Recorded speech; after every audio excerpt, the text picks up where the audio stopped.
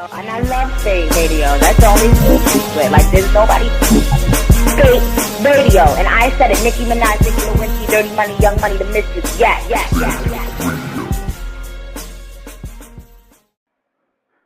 Yo, what's going on? You on Live Spade Radio? What's up? Hello? Hello? What's going on? You on Live Spade Radio? Hey, what's up? This is Heather B. How you doing? Hey, what's going on? Oh, wow. Wasn't even expecting you. What's going on? I'm goody. How you doing? What's going on with you? I'm good. I'm definitely glad that you called in, though, because I wanted to definitely talk about the new project with Primo and everything. That's what's up. Yeah, man. I'm excited about it. I mean, we good to go right now? Yeah, we good to go. You can go. We live, definitely. Oh, okay. What's up? I apologize about that. You gave me no warning. Now, we live, people. We live with Heather B, y'all. Heather what's B. up? Hey, everybody. What's up? You know what? It may sound a little crazy because I know you don't hear this a lot. A lot of people don't say this, but I am really excited about working with Premier, and it's not. I've known Premier for a really long time. He actually was a connection between myself and MOP back in the 90s when I did the My Kinda joint. You know, he was the person who connected me with MOP. So we've been friends since then. And last year he called me just out the blue. He was going through some records and about to go DJ at a spot, and he needed the My Kinda Nigga record. And he called me. He was like, "Yo, I'm looking for this record. Where is it?" So I put him in touch with Kenny Parker, who produced the record, and he was like, "Yo, so what are you doing?" And I was like, "Oh, I got an audition in a couple of hours. What's up?" He was like, "Heather, you know, you need to come out with an album." And I was like, "I've been working on one." He said, "Oh, word? All right, cool. Let me know what you want to do. Let's sit down and talk, and I'll executive produce it." And in that, I just have to say, God is so good, because once we sat down and talked about the project, that brought on the Premier. It brought on Kenny Parker. It brought on Pete Rock. It brought on Large Professor. It just brought on so many of these producers that I've been respecting and wanting to work with. So I'm just excited about this project, you know, and it's a feeling that I haven't had in a long time, you know, because music, we could just get, the business itself is dirty and it's a game and you got to play the game and it's what it is. But I just got that spark again, and I'm just excited about it, and I'm just doing my thing right now, so it's all goody. Wow, and that is definitely big. When I saw that you did the album with Primo, I was like, that's huge.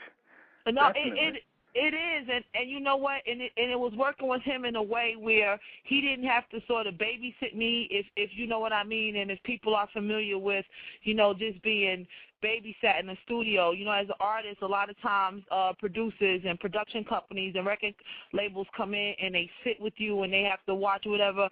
Preem is not like that, and he's not been like that with me. I basically went in and recorded songs. He listened. He told me this. He tweaked that. He did this. He did that. I told him who I wanted to work with. I told him who I was reaching out to. He sort of just kind of, he was just like, you know, just God in the whole thing, which was so dope and so incredible.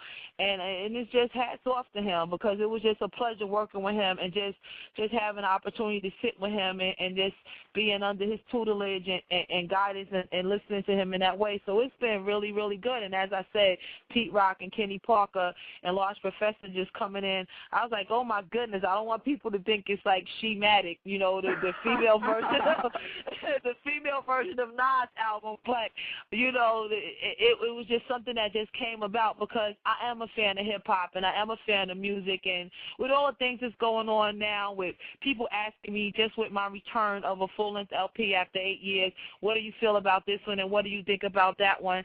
Yeah. You know, I just, you know, everybody's doing their thing. You know, I don't have time for that. You know, I'm grown. Like, I'm a grown woman. It's about mortgage and my nieces and nephews and birthday parties and Six Flags and my husband. Like, I'm grown, so I don't really have time to really think about what somebody else is doing. This is my contribution to the game and what I'm doing and how I appreciate music. So what everybody else is doing, yo, man, as long as you writing and getting your publishing checks, good for you. You know, like, do your thing. I ain't got no problems with that. Heather B is Heather B, and it is what it is with that. Wow. Okay, that was actually my next question, just to give the people an idea of how long of a break you had from your last album And, wow. And actually, what were you doing within that amount of time? You said 8 years. You actually answered my question. What were you doing in that time that you had off? In the interim between 2002 when I dropped Eternal Affairs independently, and now I've actually, God is good, and I say that in my heart, just that I've been able to do commercials. I just started to do the television thing, and really since Real World, believe it or not, I was in my 20s when I auditioned for that show. Actually, I just turned 20, and I auditioned for that show and went out and did that, and it kind of catapulted me into the television world. And from there, I just made a lot of connections and kind of, laid off of it a little bit, but I kept being approached into doing television in different production companies.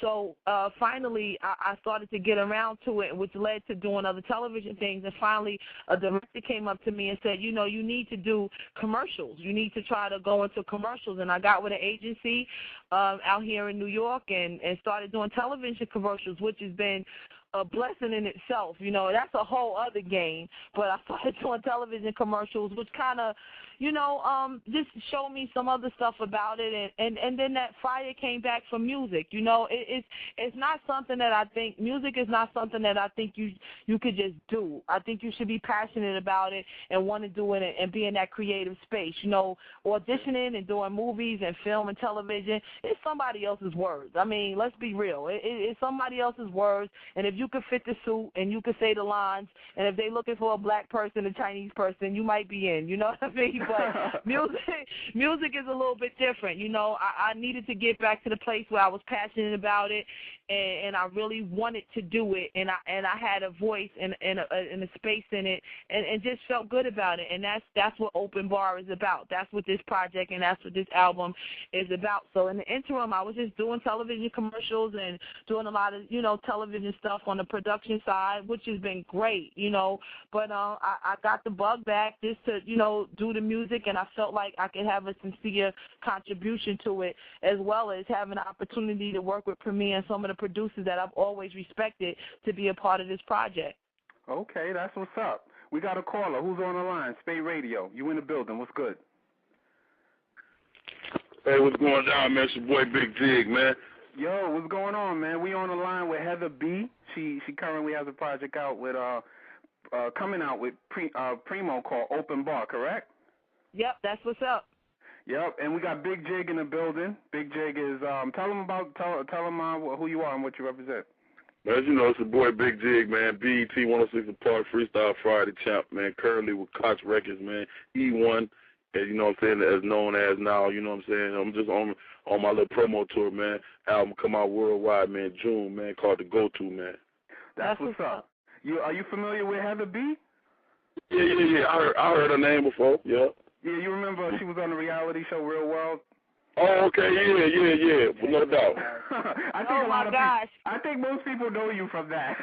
You know what? That's really funny because I got to tell you something. Being an artist, and I'm respecting what he's saying, but when I first came out, my first record deal, I had a big record deal. I was signed to Elektra Records, had a bunch of money. I was out. I was chilling. I bought everybody something for Christmas.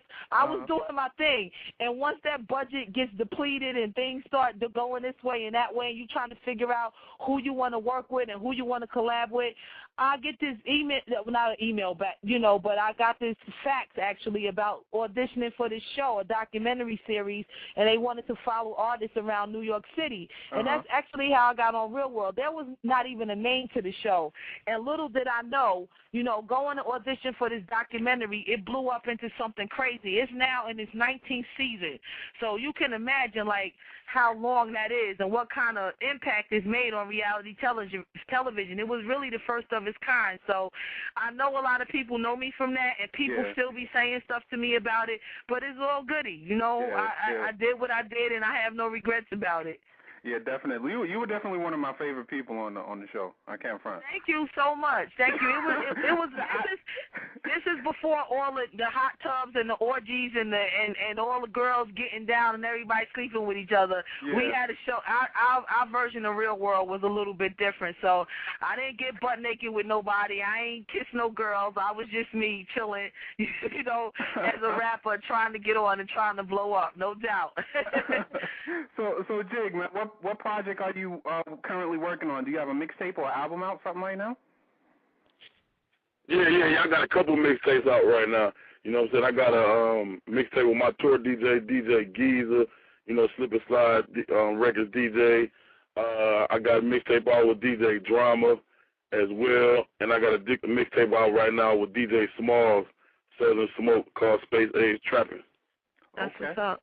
That's what's up, man. And so it's are you currently on any tours or anything like that? Yeah, I'm on a little promo tour right now.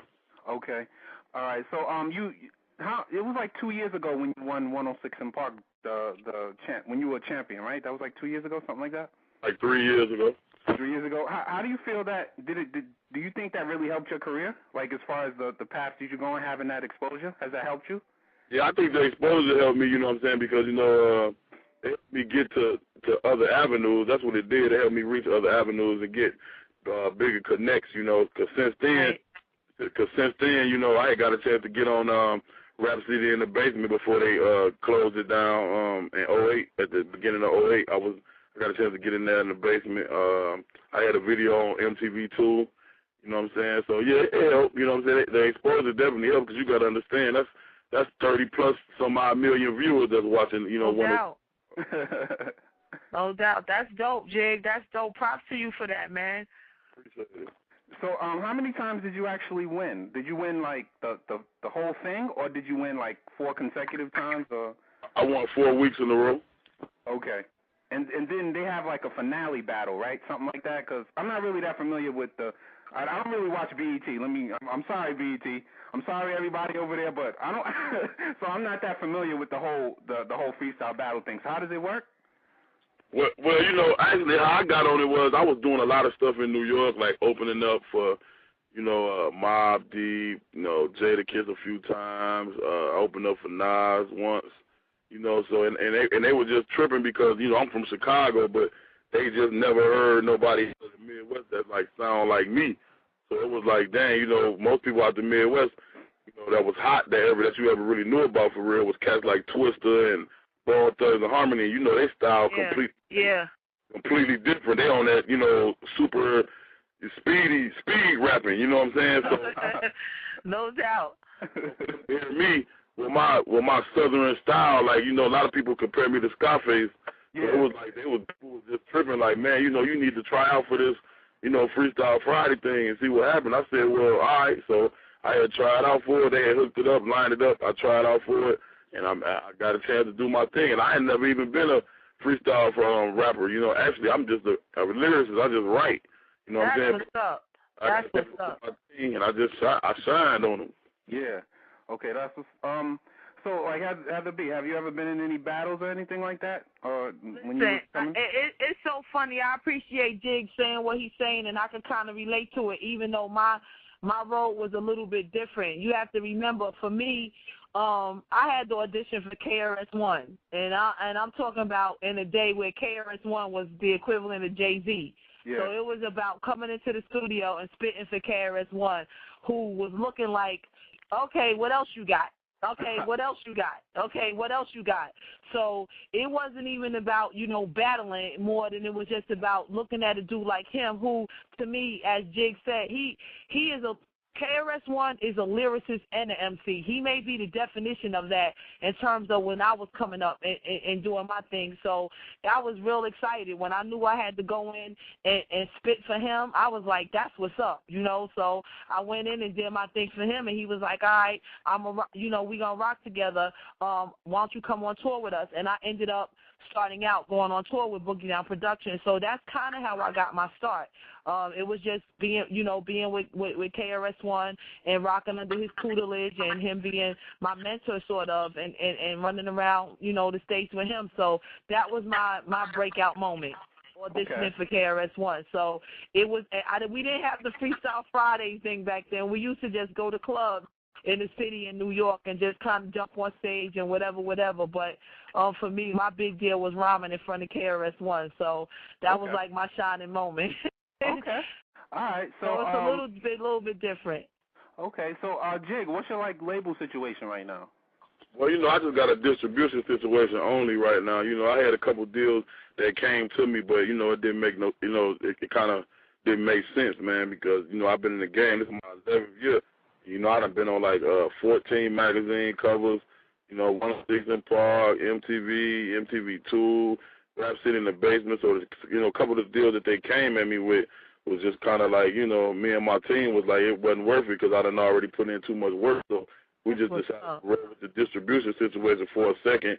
But, hopefully that a situation will open up better, because I got my own label called Go To ENT, that I'm trying to really open up so I can try to snatch up some of these young cats that got talent, because there's a lot of cats that's running around with talent, but they just don't know, what route to take, or either they don't have the connects or they don't have the money or the funding to be able to do, things that needs to be done in the industry, because everything now is political and about a dollar amount, you know what I mean? So that's what I'm trying to do right now, you know what I'm saying? Okay. So, Heather, what label is your project coming out on? I was getting ready to say, I want to reiterate a little bit on what he said. Jig, you so right, and that's what's up with what you're saying. Any kind of success or anything that I've ever had, from All Glocks Down to My Kind of Nigga to Do You, all my joints that I put out, it was independent. Later, big labels came on later on and jumped on after the fact, but all the success that I had was done independently. And right now, with the situation that's going on, it's exactly what Jake said. All of these deals are like 360 deals. They want a part of your show money. They want a part of your publishing. They want a part of this. How is that even possible? You out here doing all of this work, you grinding, you actually home, and I'm not taking nothing away from any other female artist that's out here, but I write every one of my songs. I wrote every one of my songs. Why am I giving that up to a label? Why would I do that? So I understand him when he says that. So with me working with somebody like Premier and his label situation and being independent, that's what I wanted to do. I wanted to hold on to my ownership and my property of it. And even if I don't have the big come out #1 at MTV and #1 at this and #1 at that, it is about owning our masters and owning our publishing and holding on to as much of our property as possible, because what happens is that you get older later on and you got a house and you got mortgage and you got taxes and people end up having kids. You have to support yourself when this game is over and said and done with, and hold on to your stuff as much as possible. And that's what I try to say to all the artists out there. Hold on to your situations. They coming at you for a reason. If they offer you $100,000, you worth $200,000. Hold on to your stuff, because it's a dirty, dirty game. Real talk. It's a dirty game out here. And you out here doing all this work and you writing these songs when you trying to put 2 and 2 together, and when things are going on in your family and you have to separate yourself from that and put them lines together and put them 16s together. You got to make sure your lyrics is heartfelt. No record labels don't appreciate that. So hold on to your stuff as much as possible. And Jig, I applaud you for what you're doing. Real talk, fam. I applaud you for that. That's what's up, man. So Jig, do you have any film plans, or to do any DVDs that may come out with some of your CDs or anything like that? Not as yet. I've been floating around on a lot of other people's DVDs though that that been going on. Like Real Talk magazine DVD. They got a new. I think they got a new Smack DVD that's about to come out. That I was on. Okay. It's a few DVDs I got on, man. Hood Affairs DVD out of Atlanta. Okay. It's so many of them. It's so many of them that I done floated through and got on that I don't even remember half of the ones they say the name of them, honestly, man. What type of artist, Jig, would you consider yourself? Would you consider yourself a lyrical artist, or if someone had to put you in a box and they put you in a category, how would you categorize yourself and your music? I'm just to me, I'm like I'm a Picasso rapper. What I mean by Picasso, I try to paint a picture. Okay. I try to make people when they hear me spit, it's almost like I'm drawing in front of them. Like they can really see what I'm saying. Yeah. You know what I'm saying? Versus trying to make, I ain't really, I like party records, and I do make party records. I make records for the females, but I also try to make a lot of records. Mostly all my records, even with the females and the party records, I still try to make them where people can see my vision of what I'm saying. Like, I like to make it a vision, and people see what's going on, if versus me just hearing me spit. Because, I'm one of them type of artists. I listen to the beats. Yeah, I like the tracks, but at the same time, I want to hear what the artist talking about. So that's how I be wanting people to look at me like, hear what I'm saying. Just don't. I know the beat might be banging, but hear through that beat. Hear what I'm talking about. Hear how I'm riding the beat. What I'm talking about. Okay. All right. So I got the flip side on the phone right now. I got Heather B, who's from New York, and then I got Big Jig, who's from Chicago. Say it again. Where you from again? Yeah, I'm from Chicago. Oh, okay, you're from Chicago. All right. So, being like a lot of people are saying like it's a bad time for New York hip hop because you don't have a lot of New York hip hop artists in like the top 10. You have Lil Wayne and you have the whole Young Money and Nicki, she's from New York, but how do you feel about the way that they're putting the South against New York and anyone could answer first. I didn't say it again. My phone went in and out. What happened? I didn't hear exactly what you said because my phone had went in and out. Oh, I'm sorry. They're putting they're kind of putting New York against the South because the South they have a lot of big records out. How do you feel about the way that they're putting the New York against the South and they're trying to make it like a competition type thing? How do you feel about that? Well, me personally, I can answer first, man. I ain't cut you off there, Heather B. Oh, you didn't cut me off. Go ahead. Yeah, I think to me, because I'm really considered in that bracket of being a Southern artist, man. To be honest, man, because now I'm posted in the South real heavy, man. They messing with me real hard down South. So I think that it's not a competition. I mean, I don't know why people try to make it just like they try to make the East Coast West Coast thing. I think it's not a competition. I think that what it is down south it gets so much love because people like to hear feel-good music. Yeah. And nobody want to hear about battling somebody and talking shit over a track. And, a lot of people want to hear records that make them feel good. You know what I'm saying? They don't want to hear all of that. And I think that right now, I can't be a hater of the South because of the one, it's like New York had their time, the West Coast had the East Coast had their time, the West Coast had their time. Now it's just the South turn, man. The South just, doing their thing right now, man. So, I mean, you can't nobody hate on the South, man. Like I said, I'm always a firm believer, if you can't beat them, join them.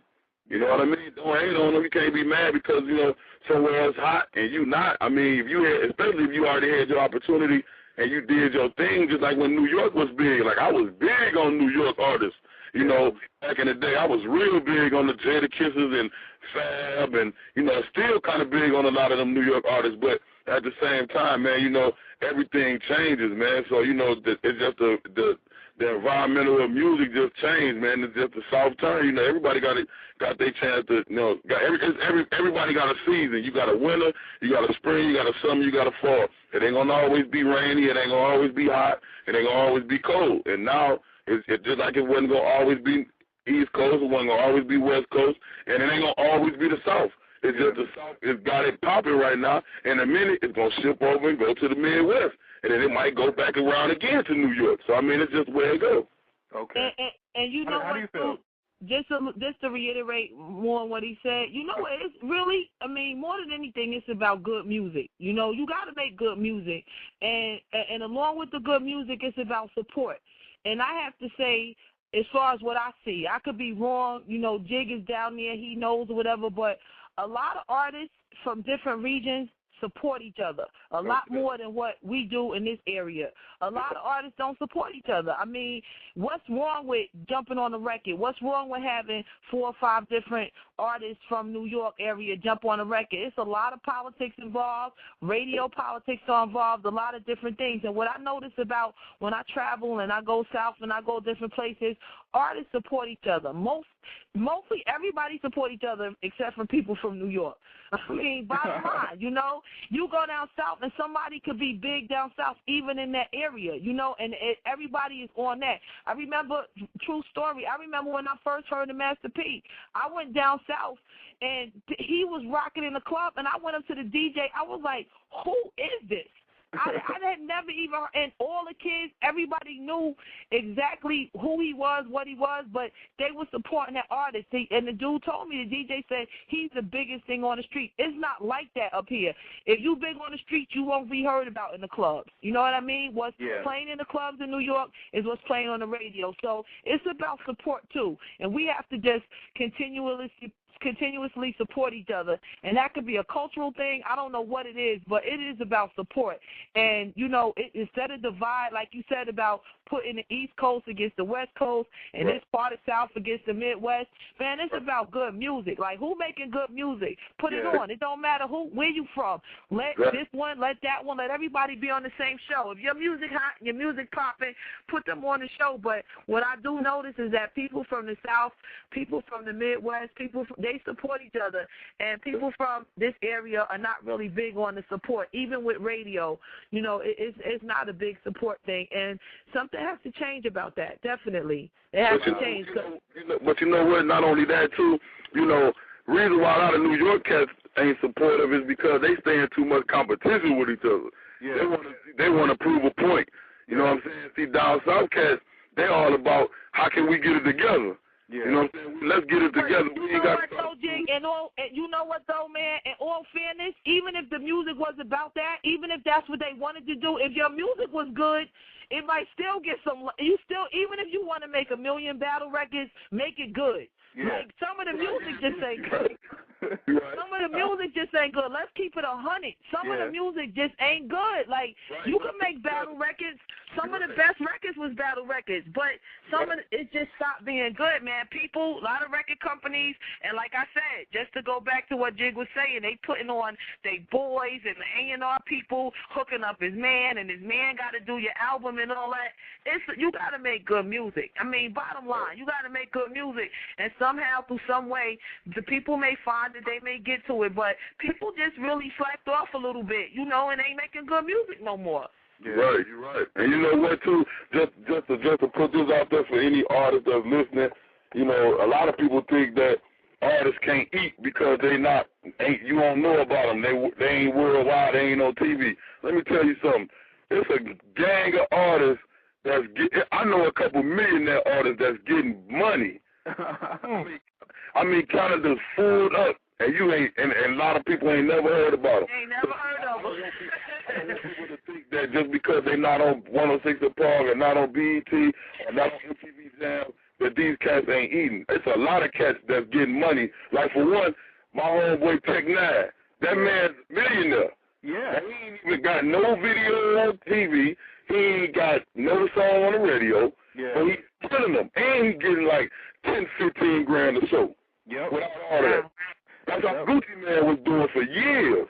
Yeah. Like I said, respect my greedy. That's what I always say. Respect my greedy. Like, you know, everybody got their hustle. Respect my greedy. You can't be mad at what people are doing. Yeah. If you got good music and people supporting you, get your support, do what you got to do, and like, it ain't all about number one here, number two. You respect my greedy. I'm eating at this place. Like I said, I've been doing, between my breaks to albums and stuff, I do commercials, I do television show production, I done had hair and nail salons. I'm a grown-ass woman, so my hustle is completely different, and I came up at a different time in a different school, and I do what I have to do. I know I may not always be invited to the Grammys or what have you, but I stand behind my music. I write my songs, I do my thing, and I'm thankful for all the people that come out and support me. You know, don't worry about how I get mine. My greedy is completely different. You know what I mean? It's different than everybody else's. You know what? And I like to eat, so I can't be in a size 2 and a size 4. My jeans is a completely different size, so I do my thing, and I hold it down in a whole different kind of way. So I'm grateful for that, man. Real talk. I'm grateful for that. Yeah, definitely. And that's a whole different type of hustle. The type of hustle that you guys are talking about, that Gucci Mane and Tech Nine hustle. A lot of rappers don't really know that instead of always knocking on somebody else's door and trying to get in with somebody else, they can go and they can rent out a club themselves and throw their own party and throw their own events in clubs and stuff like that. And that's what these artists are doing. They're doing it on their own, and they're getting money, and they're doing it on the low. Absolutely, but you can't be afraid of it either. You know, a lot of people don't like responsibility. As I said, and I don't want to get into a whole cultural thing, but what comes with that is responsibility. And when you do that, when you step out there like that, you got to take the responsibility for it. You know, bosses are bosses for a reason. Lieutenants are lieutenants for a reason. Captains are captains for a reason. When you come out here and you do your thing, you got to take responsibility for it. I don't want to be in no group. I'm a solo artist. I do what I do. It is what it is with me.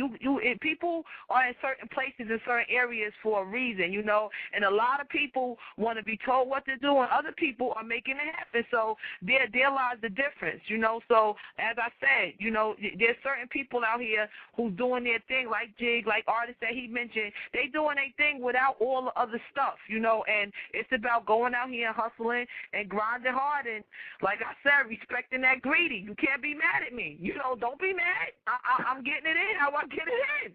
Don't be mad when you see me. Real talk. Like, I might be in Six Flags one day, and y'all might turn the TV on, and I'm on Martha Stewart next week. Don't be mad at me, because I'm doing what I'm doing. Real talk. I'm doing what I'm doing. Don't be mad. Definitely. So we're running out of time, so I basically want to get into where everybody can be found. So, Heather B., where can they find you? You have Twitter and MySpace and all of that type of stuff? No. Right now, my song, The Game Don't Stop, that's my new single. Mm-hmm. It just dropped. It just came out. It can be found on iTunes and on YouTube. It's called The Game Don't Stop. I'm not even trying to blow myself up about it, but, yo, go check it out on iTunes. Go check it out on YouTube. You're going to feel it. Hit me back. You know, hit me. Let me know what you think about it. Leave your comments or whatever. It's called The Game Don't Stop. And the album, Open Bar, as I said, DJ Premier, Pete Rock, Large Professor, Kenny Parker, a whole host of legendary producers are on my project. That'll be dropping this summer. So, and I'm just thankful. Come out and see me when you hear I'm in your town sliding through, or even if I'm at your happy hour at a bar getting it in, just come say what's up and let's do some shots or something together. It's all goody. That's what's up. And we're going to play that. We're going to play that after the jump. We're going to play The Game Don't Stop. Thank you so much. Thank you so much. No problem. We appreciate you calling in, though. Thank you. No problem. All right, Jig, where can the people find you at? Yeah, y'all can catch me at myspace.com/Big Jig the Breadwinner. That's BIGGJIGGTHE Breadwinner, all one word. Or you can catch me at my official website, which is bigjig.com, BIGGJIGG.com. Or you can catch me at Twitter. You know, you can catch me at Facebook. You can catch me on Worldstar. You can catch me on YouTube. Or better yet, just do yourself a favor and just Google me. You can just Google me, type in BIGGJIGG, and everything will come up on me, man, my whole 10-year career, man. That's what's up. That's what's up, man. We definitely appreciate you calling in, taking the time out, man. And your career is definitely popping. And both of you, your career, you know, like the Primo thing, man, that's crazy.